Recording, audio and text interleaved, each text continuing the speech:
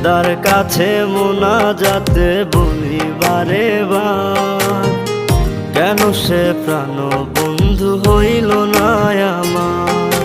খোদার কাছে মোনাজাতে বলি বারে বার, কেন সে প্রাণ বন্ধু হইল না আমার। নই কি আমি তার যোগ্য, নাকি আমার এমন ভাগ্য, এত ব্যথা সইতে আমি পারবো না যে আর। খোদার কাছে মোনাজাতে বলি বারে বার, কেন সে প্রাণ বন্ধু হইল না আমার।